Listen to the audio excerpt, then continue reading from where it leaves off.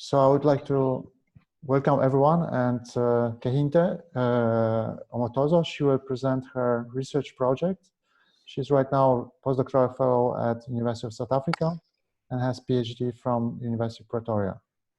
As usual, so you have 45 minutes to present your paper, and then there'll be 15 minutes for questions and answers. But anybody is also welcome to raise hands and ask questions during the presentation, right? Okay, thank you very much. Thanks, Lucas, for that brief introduction. Yeah, I'll be talking this afternoon on estimating the relationship between gender digital divide and women's labor market outcomes in South Africa. This is a work in progress for me, really, so I would really appreciate your constructive contribution and critique of the work. Okay, you would agree with me, all of us here, most of us here, that digital technology plays a very important role in facilitating businesses and information sharing in today's knowledge-based system. I mean, digital technology is very fundamental in facilitating across-the-board communication between individuals, between firms and individuals, and even with the COVID-19 dynamics, it's very obvious that we can't do without technology, digital technologies to be specific. And it also facilitates employment across various sectors. People work online, you hear a lot of online work, businesses, firms online, shopping online, and all of that, and people working from home, telework, and all of that. So all these activities are facilitated by the increase in digital technologies and improvement in technologies. The technology is also crucial to determine labor force participation dynamics. As we have witnessed during this unprecedented outbreak of the COVID-19 pandemic, it's not new to us now to hear of terms like work at home, work from home, work in home, or whatever terms people used to describe the need for us to work from home and not having a one-on-one interaction, except it's very, very compulsory that we have it because of the pandemic. And the rapid advancements in technologies have significantly changed labor market mechanisms. When we talk of gender gap in labor market outcomes, if you look at that table, you see clearly there that though Africa, if you look at the trend, that table describe the trends in internet users by region. Look at Africa, Americas, Arab states. We can see that there have been growth, kind of astronomical growth in internet usage in across regions of the world. Although the growth has been is lower, relatively for Africa. If you compare across what we see, if you compare over time, let me use that word, you see from 2% in 2005 to 10% to 21%, now at 28%. And I won't be surprised if we have, if we are having a very high figure in 2020 due to the current situation that we are in. So access to the internet technology, it's on the increase, and this is facilitated by access to high-speed internet across the world. But what we notice is that there are varying effects for males and females. That is, we have these marked gender differences despite the growth in internet subscription. There's this gender differential in internet use and access by males and females. And this also is noticeable, it's also significant in technology-driven firms or markets. So there are a lot of evidence to to that effect, despite an increase in internet usage and technology. So I'll just give like a brief theoretical framework about these gender differences in access to digital technology. To be specific now, we're talking about internet, broadband, high-speed broadband internet usage. A lot of theories that have been propounded around these issues. And some of them include resources and appropriation theory, feminist theoretical ideologies. They also have their own theories around gender differences in internet usage or access to technology generally. And we also have the social learning theory.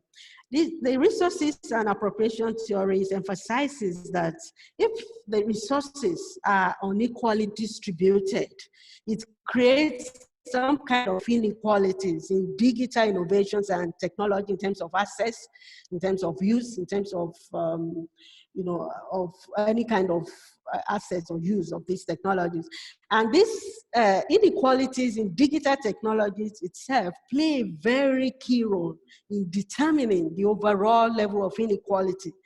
I mean, when we talk of broad inequality in the society, in even access to the technology, that is, if you don't have access to digital technologies, then, or maybe there is a kind of sort of inequality in access, then it also determines the level of inequality in the society. And they try to incorporate some aspect of socio-economic dynamics that it will further aggravate socio-economic inequality. And so we can see that gender gap, which is a kind of socio-economic perspective or socio-economic factor or socio-demographic, if you want to say that, the gender gap in access to digital technologies and innovation can further reinforce inequality in labor market participation. It's, I mean, there are a lot of theories around that too. Then we have the feminist theoretical ideologies about gender differential in access and use of technology. These theories perceive that masculinity is deeply rooted in technology. And this underscored why digital technologies are overly concentrated in the domains of men and capitalists, which are mostly men in most cases, you know. And they attribute make control of this technology to gender segregation of labor, which often favor men over women. So, and although the theory acknowledges that women are getting involved in digital technologies at an alarming rate, and more women are being exposed to the use of technology, maybe use it as in telework, or maybe use it for information sharing or for shopping. You know, more women, even educated or uneducated, they are getting more involved in the use of technology. And they advocated that women should not just use technology, they should be able to produce technology. They should be able to be part of the production chain, not just the end users. You know, some of these feminist theoretical ideologies posit that. Then we have the social learning theory. It's very fundamental to what I'll be talking about too. This theory perceives that this theory perceives that women are, I'm sorry, there's a mix-up, but what they look at access to digital technology in terms of a social construct. So this type of particular theory brought in the social demographic perspective to gender differences in access and use of technology. They see that, okay, women, cultural factors, for instance, play a very important role in determining the use of technology. Just like we notice in South Asia, women are 26% less likely to have a phone, than men. You know, these are issues. And there are a lot of theoretical analysis that have been done around this. For instance, Declan 2017 finds that on average, 4.1% point increase in female labor force participation could be attributed to the use of high-speed internet. This has a greater increases among women who are highly educated, that is, women who are exposed, who knows what technology could afford them, and those who have children. We also have a lot of authors like Pope, Pirani et al., and Greenwood et al. 2016, and some other authors that find that technologies and home durable goods could facilitate a reduction in gender gap in the labor market, and even increase women participation in the labor market. So back to South Africa, just to have a kind of context or a background about South Africa. If we look at the labor force participation in South Africa, especially from 2013, we see a sort of an increase, a slight increase, or fluctuating increase, if I'm allowed to use that word, in the labor force participation of women, although we see that men still have a higher level of labor force participation rates than women. But we could see like an increase actually from 2013. And one of the most remarkable transformations that actually occurred in South Africa after the apartheid regime was the increase in the proportion of women entering the labor force. There have been an increase, sort of, although it may not be like a very high increase, but at least a steady increase in the proportion of women that are entering the labor force, since they have access to education, they have access to employment. However, the labor market remains less favorable for women than for men, as we can see here. And women are more likely to be in the informal or unpaid employment than men.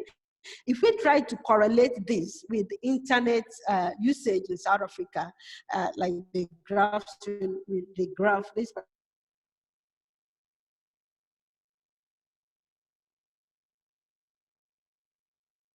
2013, you see like a very sharp increase in the percentage of individuals that are using internet. Although this is not disaggregated by gender, if we compare this graph with the labor force participation rate and the rate at which people enter into labor force, we see that there is a correlation from 2013, kind of, if you look at the female there, 15 to 25 and 25, you see a slight increase. Not a smooth increase anyway, but on average, an increase in the proportion of women entering the labor force, which correlated kind of with the internet, the number of individuals who are having access to or using internet in South Africa.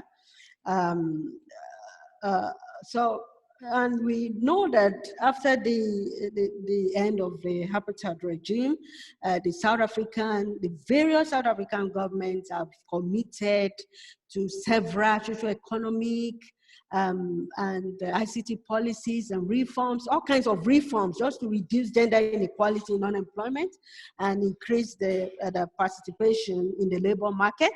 And some of these are deeply entrenched in international protocols like the United Nations Sustainable Development Goals, the National Constitution, and some of the development policies, like we have the GEAR, the Vision 2030, a lot of, and more importantly, the National Development Program from National Development Program, yeah, and Vision 2030. So a lot of efforts have been targeted at using technology to reduce gender inequality in labor market participation and outcomes, especially in the informal sector. And I can say categorically that this cannot be overemphasized. When I was preparing this, COVID-19 has not, dynamic has not come in at all. And it's so glaring. Now, most people are like technology compliant by force. People that were like, oh, I don't want to get near technology. I don't know how to press this. Most people now, they shop online. They have to do their business online. They work at home. So all these efforts have been there before the COVID-19, just to use technology, digital technology, either in forms of the firms as employing or people doing telework or people getting work online and all of that have been done at various levels by the government, by non-state actors like NGOs and all of that. There are ample evidence that suggests that gender digital divide do exist in South Africa. We still have a lot of differences between men and women, male and female, in the use and access and use of technology, either to access jobs or to use it as a means of earning income, or or shop online or do some sort of thing that will earn them income. So what I'll be looking, I told you this is a work in progress. So what I just want to do in this work is to look at three key things. I explore gender differences in access to high-speed broadband internet. I want to see, based on current data sets that we have, where are we in terms of gender differences in South Africa in access to high-speed broadband internet. Then I also look at the effect of high-speed broadband internet use on female labor force participation rate, and labor market outcomes. I also look at the effect on job search and unemployment. How do women, or how do women compare to men, or just how do they use this internet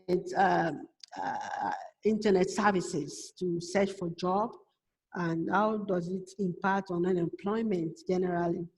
I mean, I think when I was doing this, like I told you earlier, there was no COVID-19. So that is still purely work in progress. I would expect my result to have changed if I'm to use recent data, for this type of analysis or study. So the data that I explored is the General Household Survey. General Household Survey for 2018 is a repeated cross-sectional household survey. It's national representative, that is covers all the 9 provinces in South Africa, and the sample includes approximately like 25,000 to 30,000 households annually. Multi-stage stratified design was used for that particular survey. There are weights are available both at the individual and the household level, so to give us a more representativeness of the samples being used, so that then it also collects range of demographic and socioeconomic information that I've mentioned briefly in some of the theories that I mentioned, like social learning theory that posited that socioeconomic factors, they play important roles in access and use of technology, and gender differences in access to technology. They include questions on labor market participation and outcome, access and usage of internet services, broadband internet. The units of analysis in this study was limited to individuals between the ages of 15 and 65 years, the working population, the labor force. Yeah. Then this data is publicly available. I got this from First Data UCT. The data was analyzed using that particular statistical package. Yeah. So a brief description of the data. Here we see that about 10.2%. Let me just put it that way. Use broadband internet. And married women, about 20% of them use it. We have single, unexpected, it's not too surprising, yeah. Single women use internet more than married women, in terms of percentage. Then people that are employed, about 47% of them use it. Then about 20% of men use it. Sorry. Married women, we have about 20%. Single women are 27, employed around 47%. Those are employed in formal sector, not use it. I'm sorry for that misinterpretation. I thought I was doing the other descriptive. Okay, those employed in the informal sector are around 81%. Those looking for job are 30%. So these are just the description of the key variables that were used for this particular analysis. The average earnings, income per capita is about 5. No, I wouldn't expect, maybe due to measurement error, I wouldn't expect that. Those that live in urban areas around 44%, and the average age of the respondents or the unit of analysis is about 35 years. The Black population, Black African, about 80%, while we have whites, just about 8%. Then we also have the distribution of across the Western Cape. We have like 12%. This is just the description. We have more people from Free State in the sample and Northwest than other regions when you compare with other provinces, I mean. Okay, so in our estimation strategy, I use both the ordinary least squares and instrumental variable model. I compared the two. And the reason I use the instrumental variable model is that, you know, it's difficult, it's quite difficult to estimate the impact of internet usage, because internet users are not randomly assigned to, you know, internet users are not randomly assigned among users, and there are a lot of unobserved heterogeneities, unobserved factors that could lead to biased estimates. So I decided to instrument to instrument, you know, and I look at the impact of the instrument on my key variable of the left-hand variable is broadband internet usage. In the first stage equation is modeled as above in equation 1. The left-hand variable there is the broadband internet usage, which is an outcome variable of interest. Is a binary variable, which stands for an individual high using broadband home internet in province P and in that particular year. Then my hex is a vector of individual controls. The controls why the theta P are province fees defects that I put in them, and VIP is the error term. The instrument that I use now is the MDU. This MDU represents the percentage of the population in province P that reside in a housing unit categorized as MDUs. What informs this particular the choice of this instrument that we were looking for a variable. I'm not the first to use it, but the argument behind this is that this variable is highly correlated with a endogenous variable here, and it could only, you know, if individuals live in a multiple dwelling units, the probability that there will be a kind of installation of these internet services is higher, and it's highly correlated with a endogenous variable, and it's been used by Detling 2017. So I choose to use this this particular one as my instrument, for the endogenous variable. Then the second stage equation, I link the broadband internet usage to female labor market outcome as specified in equation 3, where FLI substrate IP is an indicator of female labor market outcome for individual high in this.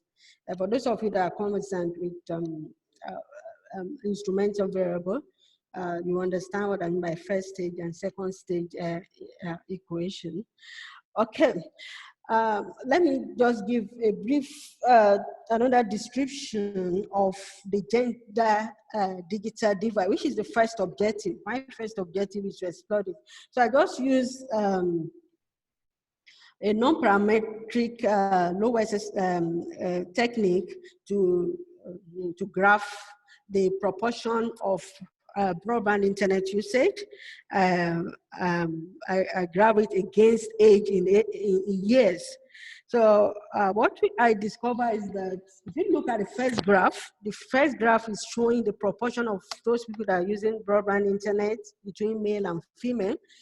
I noticed that at the earlier ages, like 15, 20, there's just, it's like more, just a slight proportion of males. They are more likely now to use internet or to have access and use internet than their female counterparts.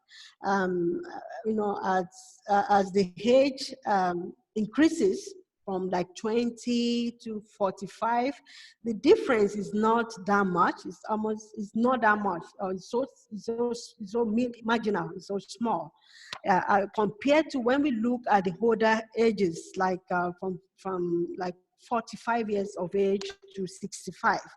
You can see the difference is glaring there, that those within that age group, 45 to 65 years, more males are more likely to use internet than female. And this is very instructive because by the way that technique, I mean the lowest, is a non-parametric. So it's like the data speaking for itself. You are not specifying any kind of relationship or functional relationship between variables. We are just allowing like the data to speak for itself. It's showing us clearly here that there's still some kind of gender digital divide in terms of usage, access and usage of internet in South Africa, although it's more pronounced at other ages. Yeah. Okay, so please go ahead. You said that the usage of internet here is defined as usage at home through fixed connection, right? Yeah, yeah. So in this case, isn't it that the whole household is connected to internet, that the usage in a way is not individual, like in the case of mobile services? So with respect to... Yeah, it's connected. Right. So with respect to what so with respect to what you show, is if the household is composed of men and women, a married couple, then once they have fixed access, they both of them have access to internet, right? Yeah, absolutely. While you mentioned before, when you were talking about motivation, that there's observed quite high digital divide, and more like with respect to mobile services. So I wonder, do you have also information about mobile services here in this survey data and internet use through mobile services? No, it's not. But they didn't talk about mobile. It's the broadband internet, the one connected at home that they talked about. But they asked that you, as a member of a household, if I could recollect, although I will check very well, that do you use? It's like a kind of individual level question, like, do you use internet? You have access to this internet and use internet in this household? So based on that, that was what I used. But I also plan to do like the household level analysis, like look at maybe female-headed households, or look at a group of maybe male-dominated household or female-dominated household. That's another, I mean, angle I feel I should explore. So, I mean, with that respect, it's of course a question how the sample is collected. And well, I am aware of, I'm sure you also know the needs survey from Cape Town, right? Yeah, I'm familiar with that. Yeah. The way this survey is usually conducted is that I think it's first the household who is asked, and then within household there are individual questions. So what I mean is that there's one question on a household level, and then individual questions, including asking whether who's the head of household, and then whether individuals have, I don't know, access to different things. Okay. I wonder what that's another good one to explore. I wonder whether it's possible to also have, as you say, like household level versus individual. Because it is very interesting, clearly, that it doesn't look like there's digital divide up to age of 45, roughly, right? Yeah. Yeah. But maybe Oh, it's yeah. the case that among young people, there's no digital divide. Yeah, yeah, and it's, I mean, I think this could be justified. If you look, I mean, like most young people are technology compliant. Everybody wants to have a phone, wants to, even if there is an internet, they want to use it. They don't just, you understand, it's either they're doing one thing or the other, on the internet, as compared to other people, especially women that have responsibility to take care of children and all of that. That's another, another area to explore. And I'm just doing like a general overview of what is going on at this level. Then I also look at the male job seekers and female job seekers. The graph still looks striking. The major difference I noticed too is that the older ages from 45 to, if you look at that graph too, to age of 65, that is just showing that the proportion of people using internet and the proportion of male job seekers, that the male that are looking for jobs are more likely to explore internet than female, and although than female, yeah, is so pronounced at that level. I mean, at the older ages. Okay, I look at among employed people that say they are employed, male and female. That seems to give me some very nuanced results there. If we look at from 15 to 20, okay, it's the proportion is higher among employed male than female. Then if you look at the tail, I'm looking at the tail ends now, where we have conspicuous differences there. And if you look at the tail ends, you will see the difference. So the information that, for what I get from here now, the major thing I can pick from here, from this data speaking for itself, is that the digital divide is more pronounced at the older ages. It's more pronounced between, the gender digital divide is higher among people that have older ages than the young, active, young people.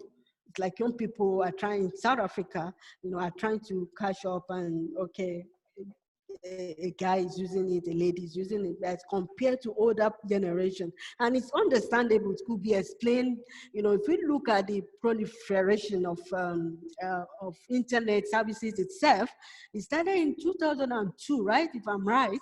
Well, that was when this kind of broadband internet services, IPS and all of that became very popular among people. So the older generation, maybe they find it difficult to quickly key into it. So that's part of the explanation, although that may not be fully tenable, but I think it's something. Then my first stage estimate shows a very, not too robust, but a kind of positive correlation between our endogenous variable and the instrument. It's not too robust, I would say this, but at least we find that they are let me not use the word highly, they are correlated to some extent. There is a positive correlation between the two variables. So it could potentially, subject to change, potentially serve as a fair instrument. We all know there is a problem with getting an appropriate instrument.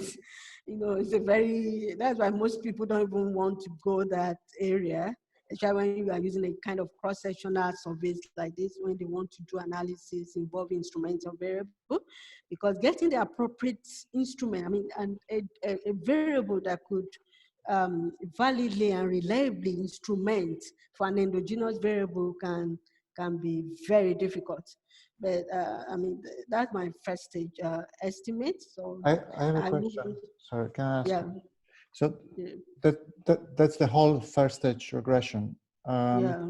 I have two questions. So one, you said that the sample is about 30,000 people across section. And as I see, you say you limit the sample here to people in the GHS. I'm not sure what it means. So the number. Yeah, that's the survey, in the general source survey, the 2018 general source survey. So I was only looking at this, the labor for the working age group, that's the word, 15 to, it's supposed to be 65, 15 to 65, yeah, not 65. So again, sorry, but it's not clear to me. So there's 30,000 people in the sample, but not 30,000, like 30,000 households, I think. Yeah. So let me find out. Okay, let me find households, like 25 to 30,000 households. Yeah. Sorry, 30,000 households. And here you use 6,700 observations. And why is that? I mean, the question is also in the second stage, I'm going to use the 6,000. Okay. And my second question is, when you show the equation for the first stage, you suggested that there are also other variables that will be used in the first stage, like variables X. And here your first stage is explaining why people have access to internet at home.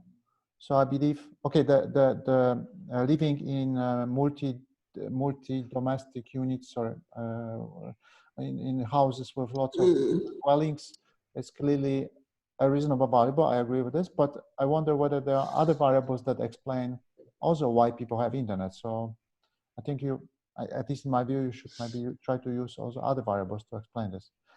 And there's also a question on the chat. Okay. Sorry for this question. There's a question on the chat about what is the share of male and females in this group in here or in your sample? In my sample, okay, let me see. I thought I put it in my descriptive. If I don't put it there, my apologies. Okay, married women, single women, men. All right. Single, married, female. Okay. Female is about 51%, so male should be 49%. 49%. I don't, since female. Right. Yeah. There's a lot of information. So, sorry, as one question, maybe a comment in this table that you just showed. Maybe it would be, at least to me, like it would be useful to see also a number of observations exactly, because maybe some of the data is missing, right? Just that would also. I'm sorry about that. Yeah, it was a late-minute preparation of my COVID-19. I'm sorry about that. Yeah, I prepared this almost like overnight. I have my paper. It's a working paper. First class. First draft. Work in progress paper. So it's still, everything is subject to change based on the critic or the advice. No problem, but that's why we discussed this here at the end. Yeah, these issues. Because I still have my concern with the instrument too. Okay, so what I got, so I tried to look at, based on the second objective, what some of the effects on women's labor market outcomes. I put outcomes there. Here I used those people that said they are employed, that they are working. So what's the effect of this internet services, access and use, let me use that one, on their labor market outcome, them being employed, I told you I use OLS and I compare with the Hy-Vee, the one that I try to take care of the indigeneity issues. I have so many specifications, like you can see 1 to 7. The first one is the OLS. It's like a correlation. I want to look at the correlation between my endogenous variable instrumented, now exogenously determined I spirit internet, and my dependent variable, which is employment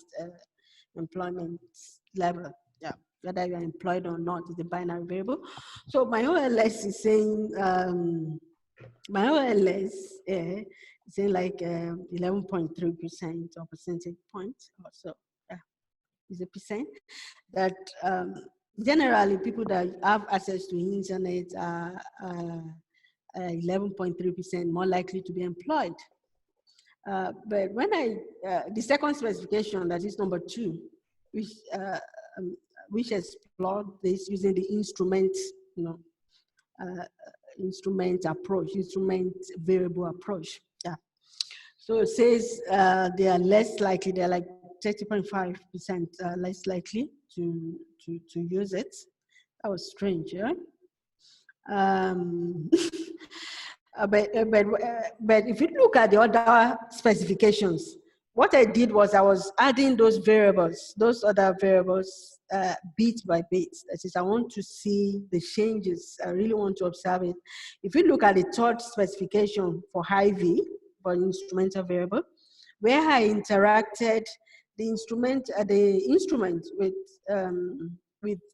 being a woman now, being a woman, because that was our main objective, our focus in this study, is trying to see women that have high speed, even at home, they have access to it, and they say they use it, they are less likely to be employed. I wouldn't be surprised. We know the level of unemployment is for women. If we look at Statistics South Africa data, you see it is higher, it's there. Is higher for women than for men. I mean, normally the level of unemployment. So it's not, when I interacted this variable, it's trying to say they are even less likely to be employed.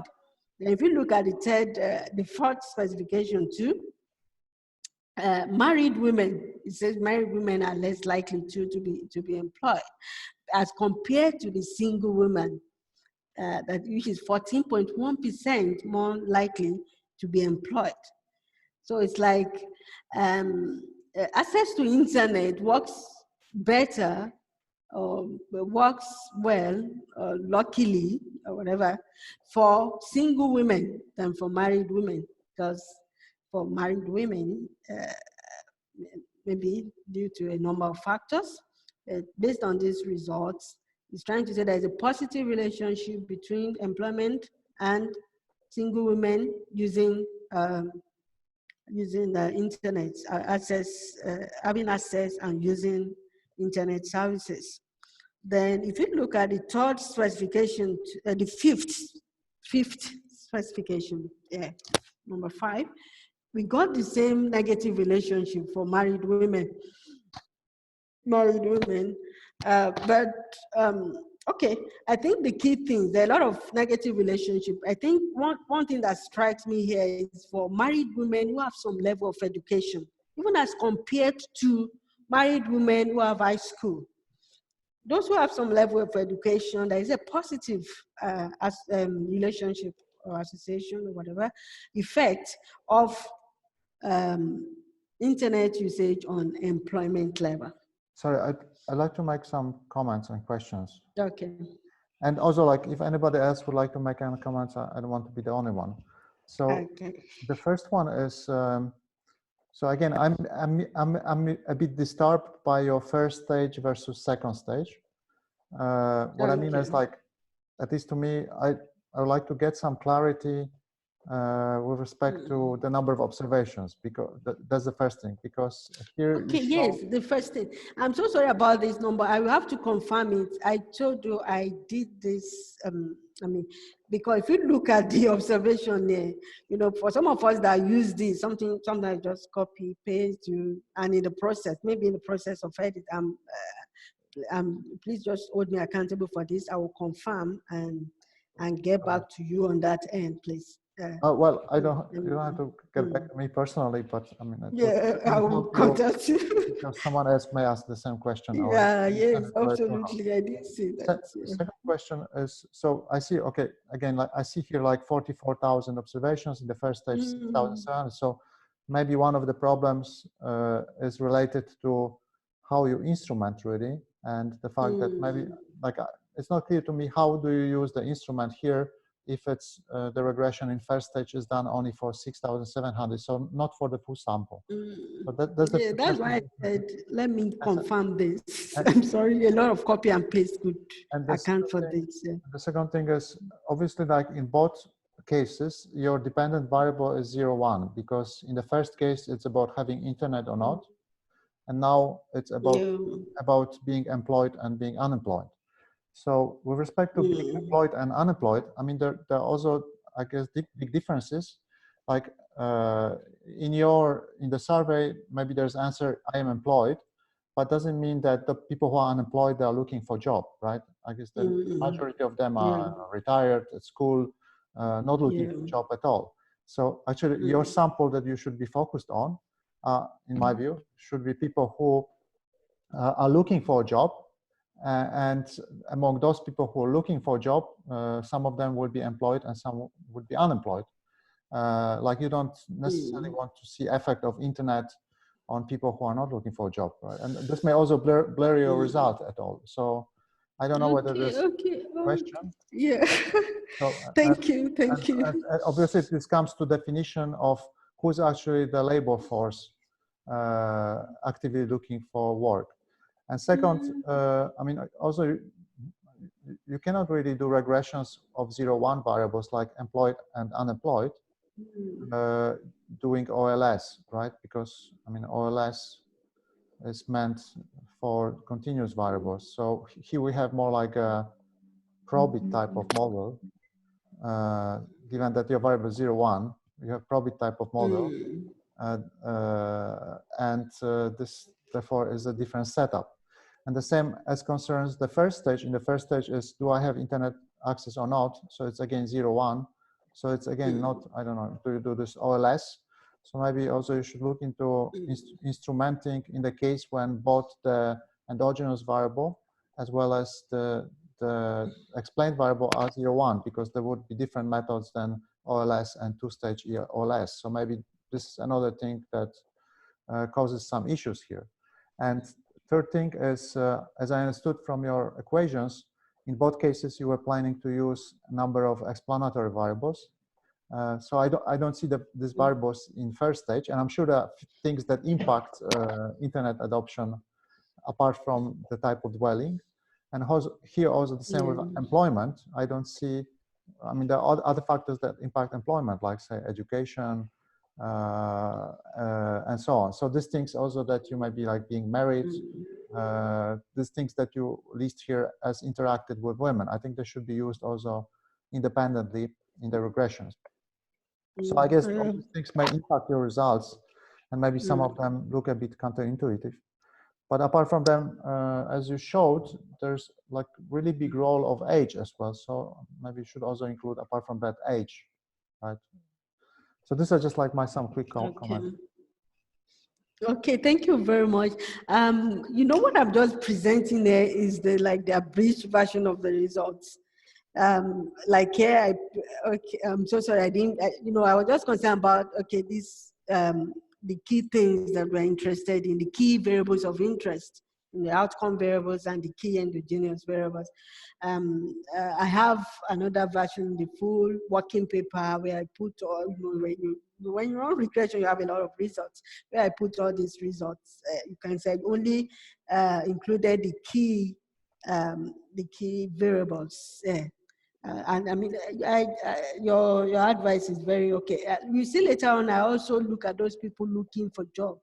I'm surprised that I have employed. I have to go and check it again. Of course, I should be looking at unemployed, even if I want to use the binary variable, not the employed.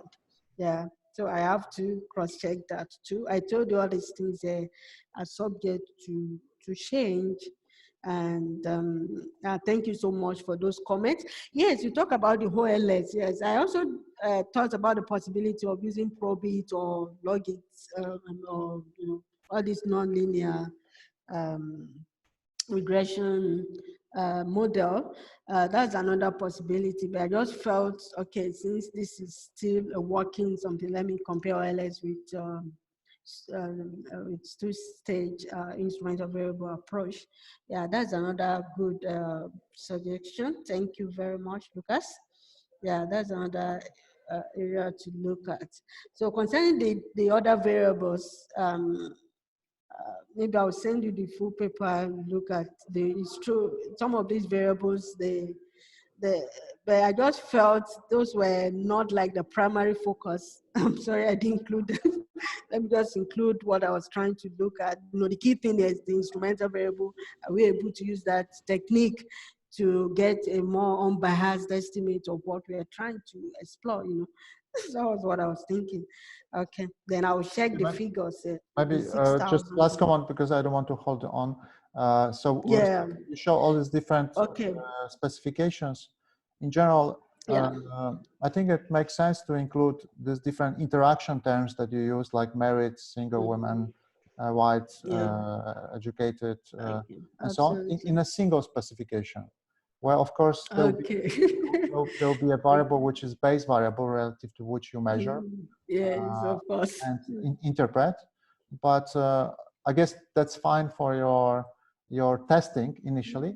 But then when you show them in the paper, it's not necessary to split them up, like including one by one. I would include all of them, because then all of them are relevant, I trust. Okay, absolutely. There's also a hand raised by Caroline. So, Caroline, please, question. Yeah, Carol. Hi. Hello, how are you doing? Hi, Kehinde, how are you? I'm very fine. Fine. I'm just wondering why you're so hung up on endogeneity. Did you check for endogeneity to see if your internet-based variable is endogenous in your model? In my model,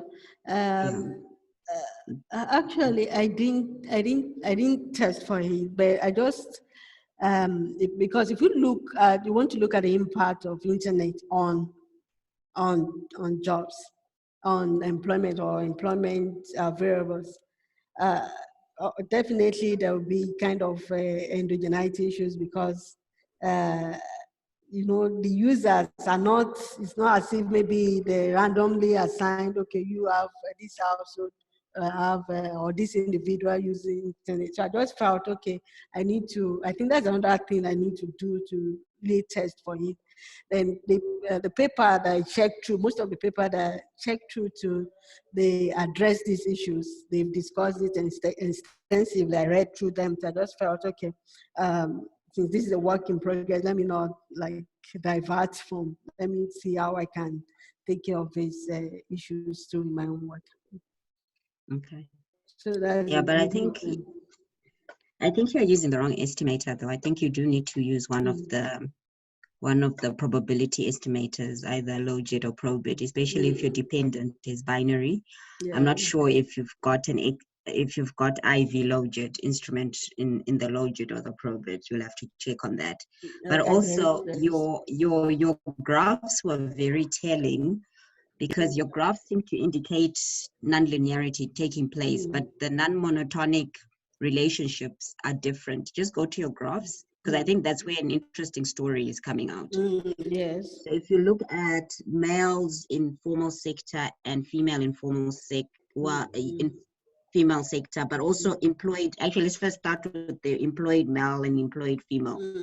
There seems to be some sort of non-linear relationship that's coming out. For the men, it seems negative, then it increases, and then for the employed female, it's increasing, then decreasing. So, and it's similar for if they're in the formal sectors.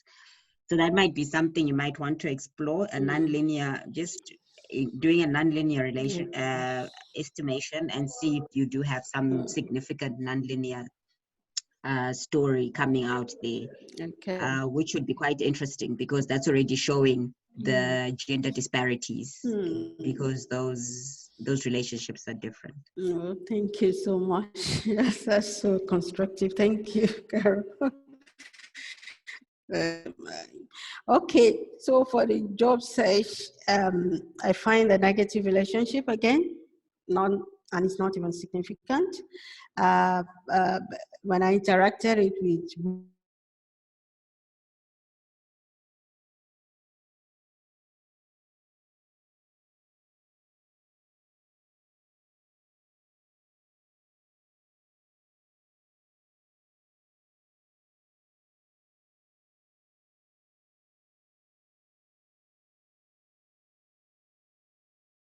I'm not sure whether we lost Kehinde or it's me who got. Yeah, I can't hear her as well. I can't hear as well. I'm sure she will realize eventually that she got disconnected. Let me WhatsApp her.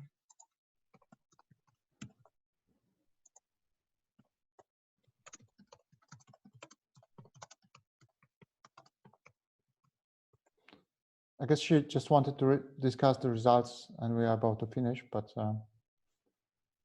Yeah. Yeah, she's gone offline.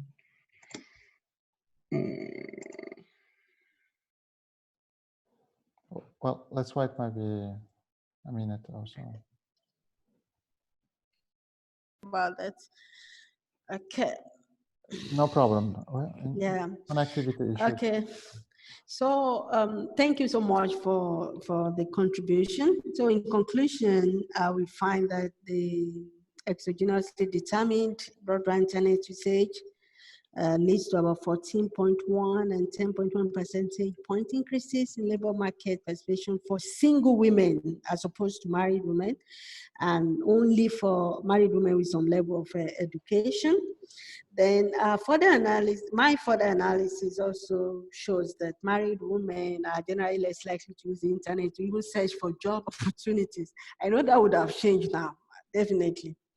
I mean, if I use the needs data, or I try to rerun my analysis and look at it based on your suggestions, that would have changed. Most people now, with the great jobs, people are looking for jobs, and the COVID-19. I want to believe that result would change.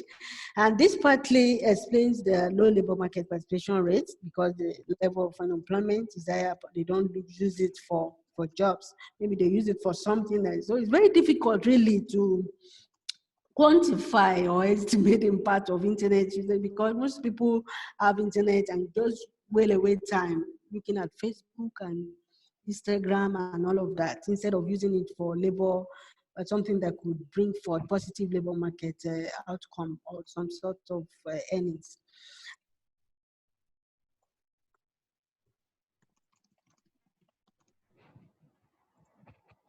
And employment opportunities in South Africa, we could see if we look at in the middle of, around the ages of like 20 to 45, we couldn't discover much of a gender digital divide there. But if we look at older ages, we know that. So more effort may just be required at that level to further improve women access. So based on this, just a number of recommendations, normal, recommendation that could help.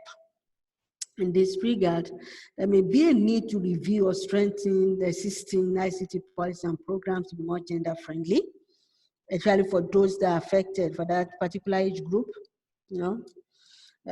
and the government can work in conjunction with other non-state stakeholders to relevant women association, and come up with programs and interventions to increase women's access to ICT, particularly the internet. I mean, it's very important now. Nobody can deny this, or nobody can run away from it. We are face to face with COVID-19, where we have to work from home, where people have to search for jobs from the comfort of their homes. So government should just find a way to maybe help people to have more access, especially the poor or the less privileged. The intervention could also be targeted at providing free data for people to use for online job search and teleworking. And this is another thing. I just hope people will use that and don't use it for something else, like watching Instagram, tweeting and all of that. So virtual platforms should be facilitated by business, and employment should be promoted among women. Then employers too can be encouraged to adopt and integrate women in jobs that require less of personal interaction. This is obviously going. If I wrote this before the COVID-19, it was like a prophecy now. The employer just have to do this. They have to adopt and integrate, pending when we get COVID-19 vaccine and all of that. And this also could be effective. So by the future work, I told you earlier that this is a work in progress for me. I work on gender issues generally. I just find it very interesting. I never knew even I will have like COVID, and this could be very interesting paper. I have to improve on the empirical analysis, it's glaring, and then I have to explore the data sources as advised by Lucas. NIDIS, needs data is another good one to explore. Then this analysis has to be done with, by incorporating and integrating COVID-19 dynamics, because the big game changer for firms, for individuals, for universities, for everybody. So, so I have to use a more robust and recent data to see what would have changed now, because we all know the increase in subscription, internet subscription since this COVID-19 pandemic. Thank you very much for listening, and thank you so much for the constructive contributions that all of you have made to this paper. Thank you. Thank you very much, Kehinde, for your presentation. We already asked a number of questions. Anybody else would like to ask something? Most of the people left already. Okay, so there's nobody almost left. So I would like just to make a comment again on some of the issues. One thing is, I think you take quite challenging task here, in the sense that, as you said, there's an issue of endogeneity between internet access and employment. Because essentially, like, okay, if you're employed, then you have money to pay for internet. And if you have internet, then maybe indeed you get employed. So as you said, like in most of the papers, people would treat internet access as endogenous to employment. And I mean, I agree with your choice of instrument here, like multi-dwellings. But I think it's, yeah, but I think still it's a bit problematic. And as you said, instrumenting is a critical issue and also constraint, because how to find good instruments. So I'm not sure it's like fully enough, the instrument. You use one variable. I'm not sure this is enough. And I'm not sure, so I'm not sure that the key here is, of course, to convince people who will review your paper. So I'm not sure at this stage they would be convinced. So I wouldn't be convinced neither by the instrument that you use right now, neither, of course, the things that were mentioned that you need to improve on your estimations using different estimation methods. So there are still, I think, quite some challenges left for you to work on it. But I think the data itself is obviously very interesting. I don't know whether it's been explored by other research. It's a standard survey, right? So as I mentioned to you, and you know it, there's needs survey. But I'm not sure this makes sense to switch to another survey. I think because this is again investment of time in processing data. So I guess this is fine to work on this data, but you may need to think about better identification strategy.